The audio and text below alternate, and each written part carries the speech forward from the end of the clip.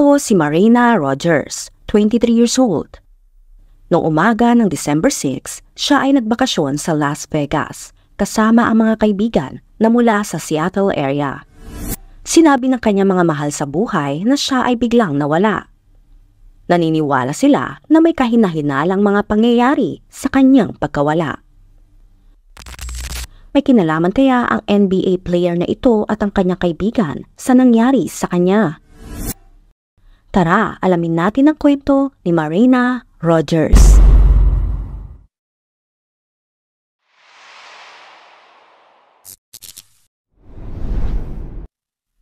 Si Marina Rogers ay isinilang noong February 27, taong 2000.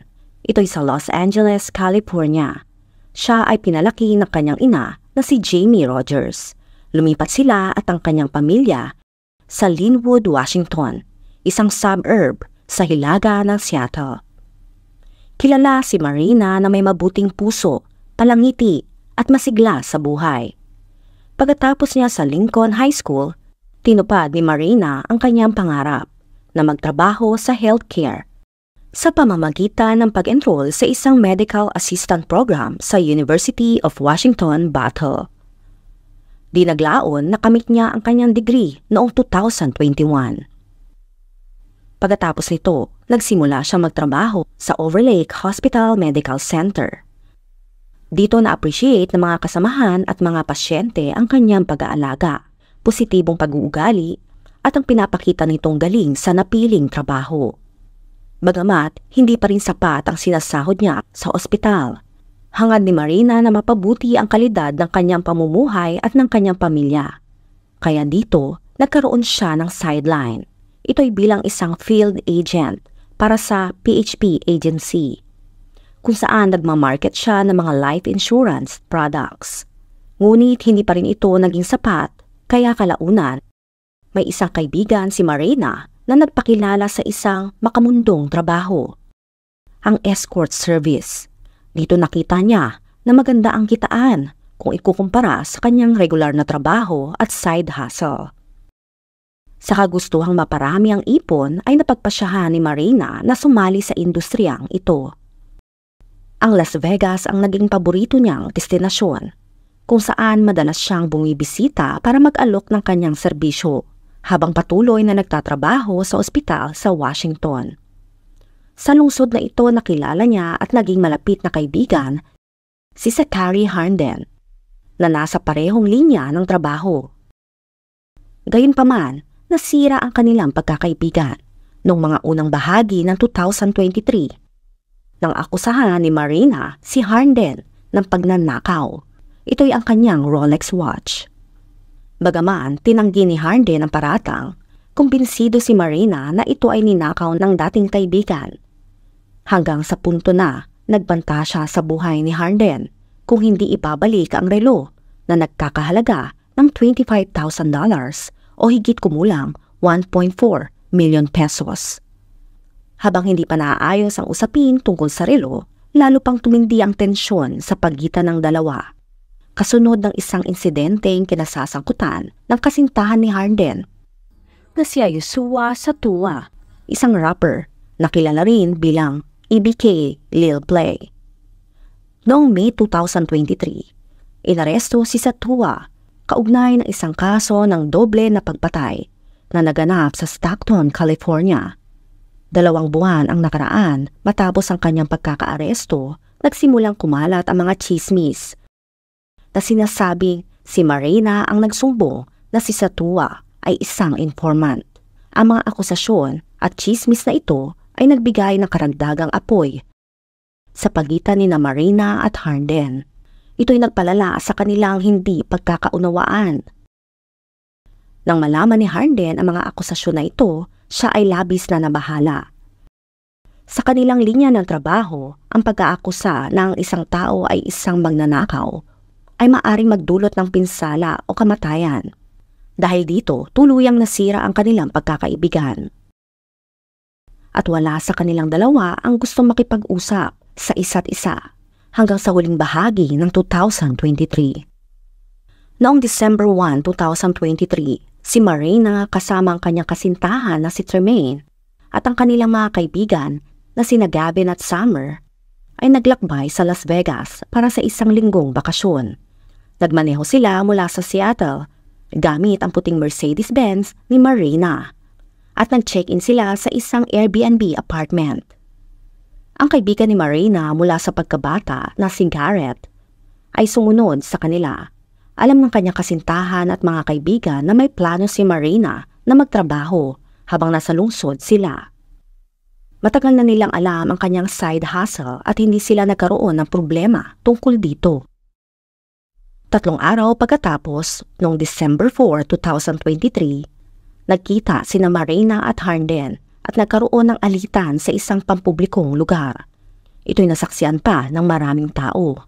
Nagagalit pa rin si Harden kay Marina dahil sa pag-aakusa niya na siya ay nagsumbong sa kanyang kasintahan. Gayunpaman, sa isang nakakagulat na pangyayari, tila nagkaayos ang dalawa ilang oras pagkatapos ng kanilang pagtatalo. Kinabukasan, December 5, sinabi ni Marina sa kanyang kasintahan na inimbitahan siya ni Harden sa isang double date kasama ang 2 potensyal na kliyente. Ang biglang pagbati ng 2 babae ay naging kapansin-pansin, lalo na dahil sa tensyon na namamagitan sa kanila. Ang pagpayag ni Marina sa double date ay tila nagpapakita ng kanyang pananaw na maayos na ang lahat. Sa kabila nito, ang kasintahan ni Marina ay hindi sigurado kung ligtas ang plano at nag-alala para sa kanyang kaligtasan. Ang double date na ito ay nakatakda para sa December 6. Si Marina ay masayang tinanggap ang imbitasyon dahil sa kikita siya ng $4,000 o higit kumulang 220,000 pesos. Kinagabihan, bandang 10:30 p.m., umalis si Marina at ang kanyang mga kaibigan mula sa kanilang Airbnb para mag-party. Mga 1 oras matapos ito, nagmensahe si Marina sa kanyang kaibigan na si Garrett at humiling ng pagsakay papunta sa lokasyon ng kanyang pakikipagkita kay Harden. Habang papunta roon, ibinahagi ni Marina kay Garrett ang mga palitan ng text messages nila ni Harden tungkol sa kanilang plano sa gabing iyon. Habang naglalakbay, nakatanggap si Marina ng mensahe sa pamamagitan ng TextNow app mula sa isa pang kliyente. Inalok siya ng $1,000 o higit kumulang 54,000 pesos para sa 1 oras ng kanyang presensya na agad naman niyang tinanggap. Pagdating nila ni Garrett sa lugar ng pagkikita, bandang 1 a.m. ng December 6, 2023, nandun na si Harden, naghihintay sa loob ng kanyang sariling Mercedes-Benz. Nagpasalamat si Marina kay Garrett at nagpaalam. Dito sinigurado niya kay Garrett na babalik siya sa kanilang Airbnb na mga bandang 9 a.m. kinabukasan. Pagkatapos ay pumasok si Marina sa kotse ni Harden. Ito'y sa bandang harapang upuan at sila ay umalis na. Kinabukasan, sina Gavin at Summer, mga kaibigan ni Marina, ay nag-alala nang hindi siya bumalik sa kanilang apartment, katulad ng kanyang pinangako. Tumatawag sila at nagme-message, ngunit walang sagot mula kay Marina. Ito ay nagsimula ng kanilang pag-aalala at hinanap nila ang iba pang kaibigan upang alamin kung nasaan si Marina. Ang kanilang alalahanin ay lalo pang lumaki habang lumilipas ang oras at hindi pa rin bumabalik si Marina na hindi man lang nagbibigay ng update sa kanyang kalagayan. Ang kanilang huling komunikasyon kay Marina ay bandang 3 a.m. pa nang ipahagi niya ang kanyang lokasyon habang kasama si Harden. Ang tinukoy na lugar ay sa Restless River Street na matatagpuan mga 11 miles sa timog ng Las Vegas Strip, malapit sa Reno Freeway. Hindi kailanman nawawala si Marina nang hindi pinapaalam sa kanyang mga kaibigan at pamilya. Nang umalis siya para makipagkita kay Harden noong gabing iyon, hindi pa niya dala ang kanyang wallet at credit cards. Malinaw na wala siyang ibang plano maliban sa kanyang lakad kasama sina Harden at kanilang mga kliyente. Kaya ang katotohanan na hindi siya bumalik kinabukasan ay nakakaalarma para sa kanyang mga kaibigan. Ang karagdagang dahilan ng kanilang pag-aalala ay ang umiiral na tensyon sa pagitan nila Marina at Harden. Alam ni na Summer at Gavin ang hilig ng mga kasama ni Harden sa karahasan, kaya posible na sila ay maaring nagdulot ng anumang pinsala kay Marina. Dahil mahigit 24 hours nang nawawala si Marina, nagpa siya sina Summer at Gavin na humingi ng tulong mula sa mga lokal na otoridad. Tumawag sila sa pulisya at iniulat ang pagkawala ni Marina. Sabay binanggit ang kanilang huling komunikasyon at ang lugar kung saan nakita ang kanyang huling lokasyon. Noong bandang 3:30 p.m. ng December 7, 2023, dumating sina Summer at Gavin sa Las Vegas Metropolitan Police Department upang maghain ng ulat sa nawawalang kaibigan na si Marina. Gayunpaman, nalaman ng mga investigador na mayroon nang naunang ulat para kay Marina. Ito'y noong nakaraang araw pa, bandang 2:25 p.m. Nagulat ang mga kaibigan kaya tinanong nila ang mga pulis kung sino ang nagulat. Mas lalong lumaki ang kanilang mata nang malaman nila kung sino ito. Ito'y walang iba kundi si Zachary Harnden. Ayon sa ulat ni Harnden, naghiwalay sila ni Marina bandang 3 a.m. ng December 6. Sinasabing sumakay si Marina ng Uber papunta sa Summerlin para makipagkita sa isa pang kliyente. Bukod pa dito, sinabi ni Harnden sa ulat na si Marina ay nasa ilalim ng impluwensya ng alak at bawal na gamot. Sa pagtanggap ng maraming ulat tungkol sa pagkawala ni Marina, nagpasya ang mga pulis na palawakin ng task force na nakatutok sa paghahanap sa kanya. Sinubukan nilang iping ang kanyang numero ng telepono, ngunit walang nakuhang GPS coordinates dahil mukhang naka-deactivate ang location services ng kanyang device. Nang araw ding iyon, December 7, nakatanggap ang mga otoridad ng ulat mula sa isang individual na nakakita ng isang puting Mercedes-Benz na may plaka mula sa Washington. Ito'y tugma sa paglalarawan ng sasakyan ni Marina. Ang impormasyon tungkol sa sasakyan ay nagbigay ng bagong daan para sa mga investigador na agad na naghanap sa lugar kung saan nakita ang kotse. Ang driver ay nakilala bilang si Tremaine, ang kasintahan ni Marina. Ito'y aktibo na naghahanap sa kanya. Inimbitahan si Tremaine sa himpilan ng pulisya at in-interview bandang 7 p.m.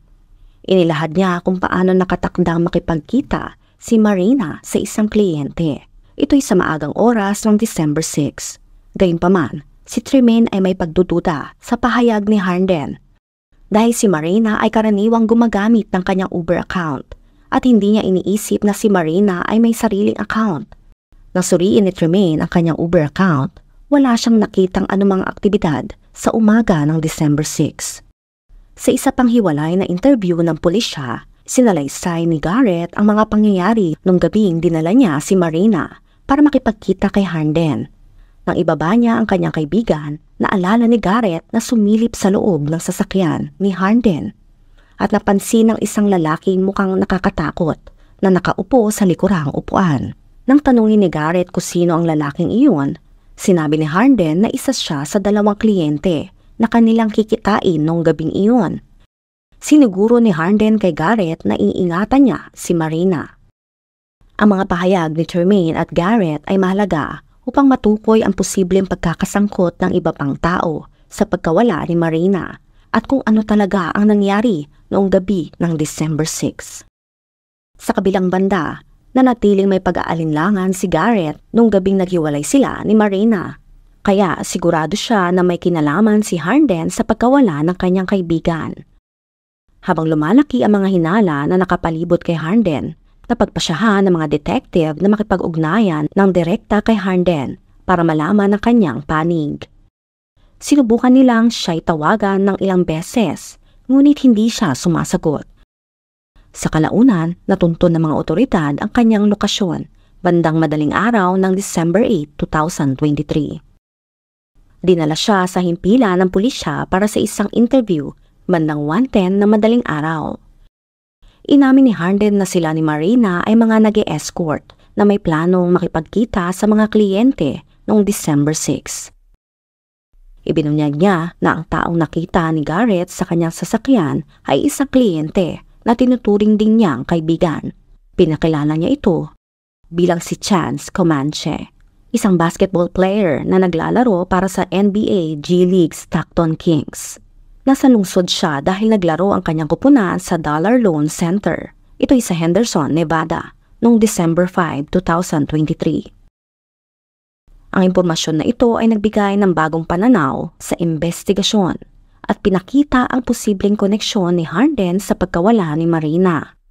Dagdag pa ang pagkakakilanlan ni Chance Comanche bilang taong kasama ni Harden noong gabi ng pagkawala ni Marina ay naging mahalaga para matukoy ang mga posibleng tao may kaalaman o sangkot sa pagkawala ni Marina.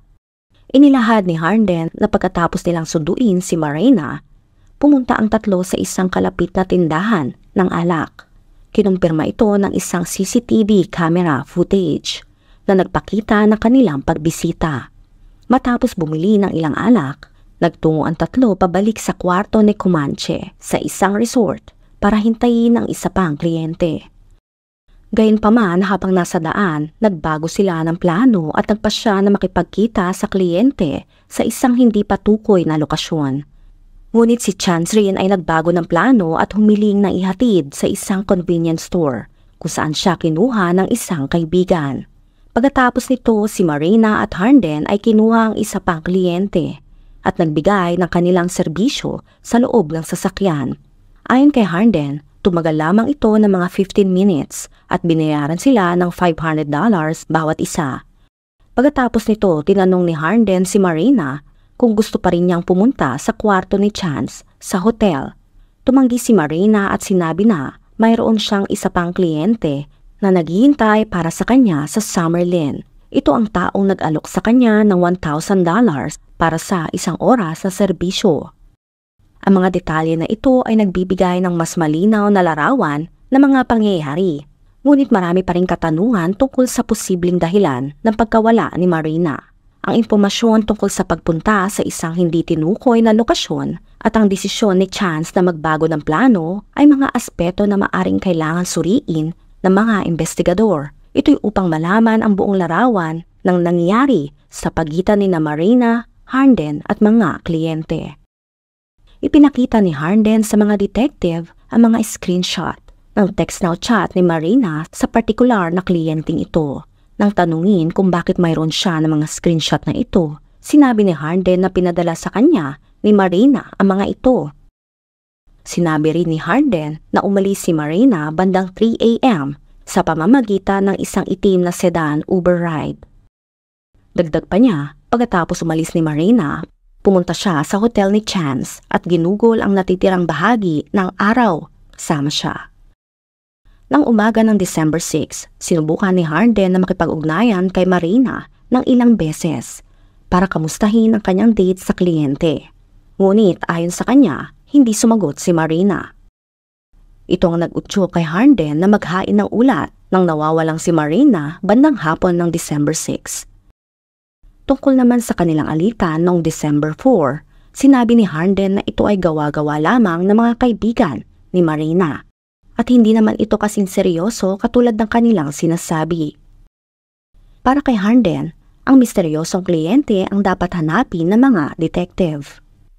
Ilang oras pagkatapos ng interview sa pulisya, nakuha ng mga otoridad ang isang search warrant para sa Mercedes-Benz ni Harden.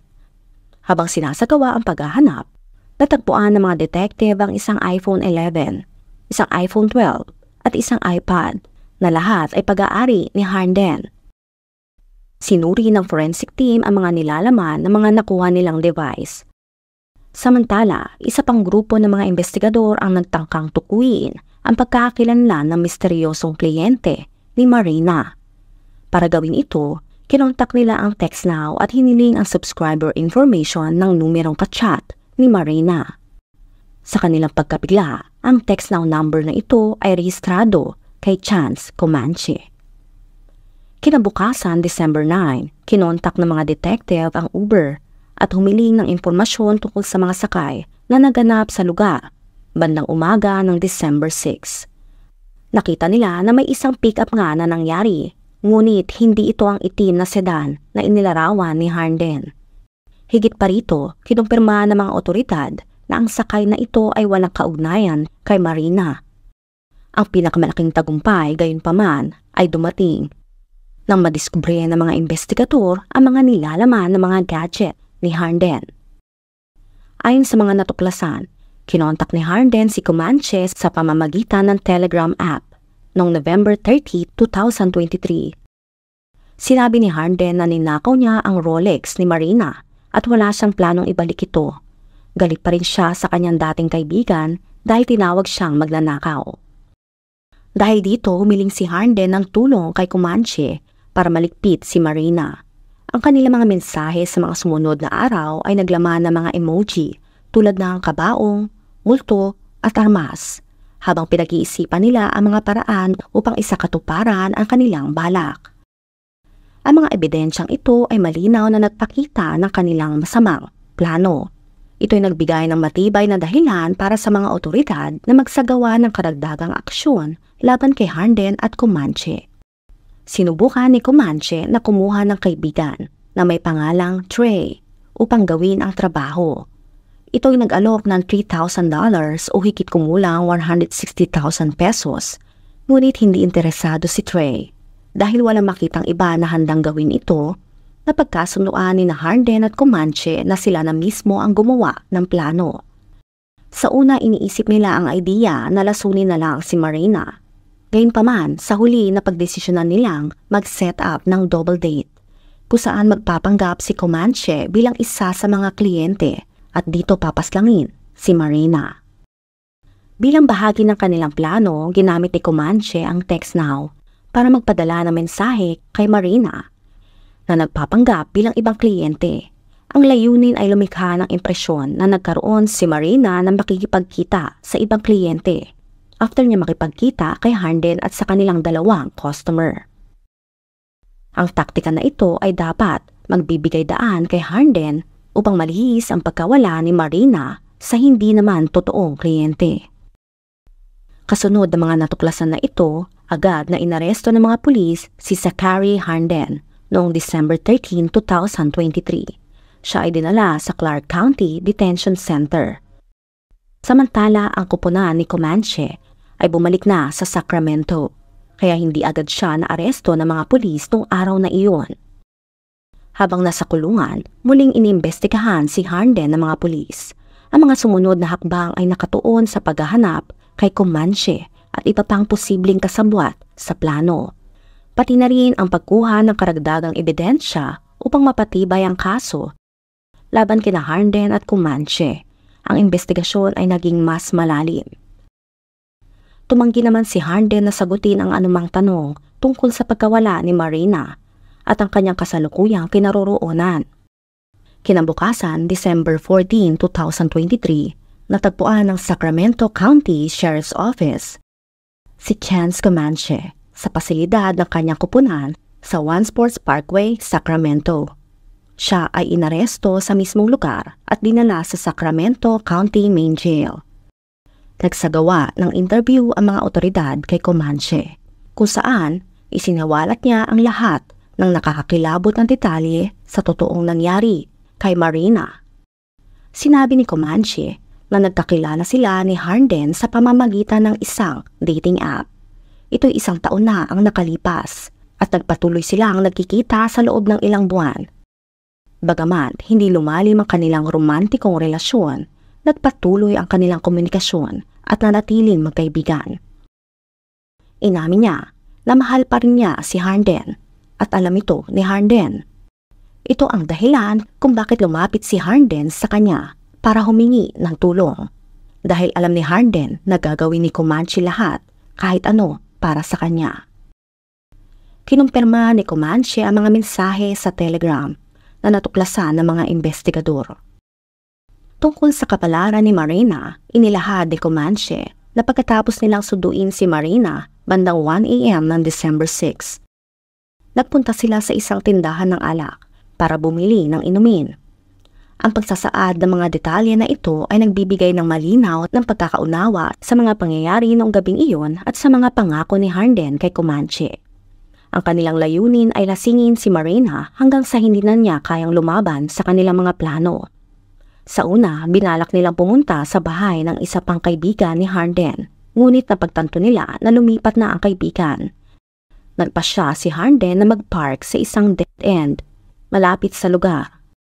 Pagkatapos ng ilang inumin, nagsimulang ipaliwanag ni Harden kay Marina na si Comanche ay may interes sa panonood ng mga intimate na interaksyon sa pagitan ng dalawang babae. Dagdag pa niya na may interes si Comanche sa mga aktibidad na may kinalaman sa restriction o pagkatali. Ang lasing na si Marina ay tila walang pagtutol dito.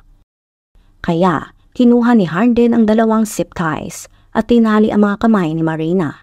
Pagkatapos ay umupo si Harden sa ibabaw niya at nagsimulang mag-perform para kay Comanche. Ilang saglit, bigla na lang, mula sa likurang upuan, inikot ni Comanche ang isang HDMI na kable sa leeg ni Marina. Sumali si Harden dito, pinuntirya ang leeg ni Marina gamit ang kanyang mga kamay. Nang mawala ng malay si Marina, binitawan siya ng dalawa at sinuri ang pulso upang matiyak na wala na siyang buhay. Pagkatapos ay nagmaneho sila patungo sa isang liblib na lugar sa Henderson, Nevada. At dito sinira ang telepono ni Marina sa kanilang paglalakbay. Ang mga detalye ng krimen ay masakit na matanggap. Pinakita nito ang kalupitan at kawalan ng respeto sa buhay ni Marina. Ang pagsisiyasat sa insidente ay nagbunga ng malinaw na ebidensya at pakikipagsabuatan ni Harden at Comanche sa pagpaslang kay Marina.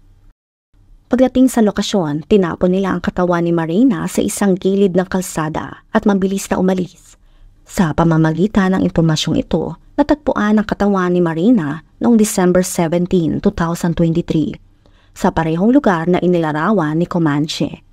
Ang balita na ito ay nagdulot ng lungkot sa mga kaibigan at mahal sa buhay ni Marina. Sa unay umaasa pa na ligtas siya makakabalik.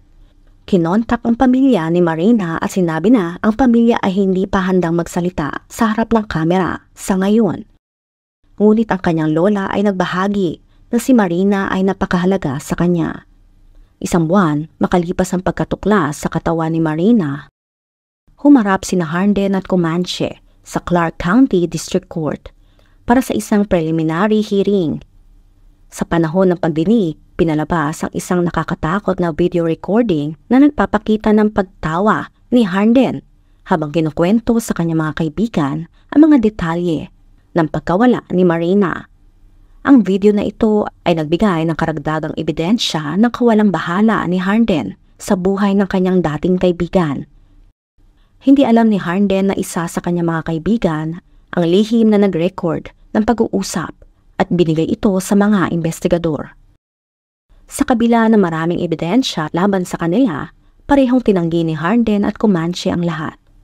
Dahil dito, tinakda ng hukom ang isang jury trial na magsisimula sa March 10, 2025. Matapos matanggap ang nakakalungkot na balita tungkol sa kapalaran ni Marina, bumaling ang kanyang mga mahal sa buhay sa social media upang gunitain ang kanyang buhay.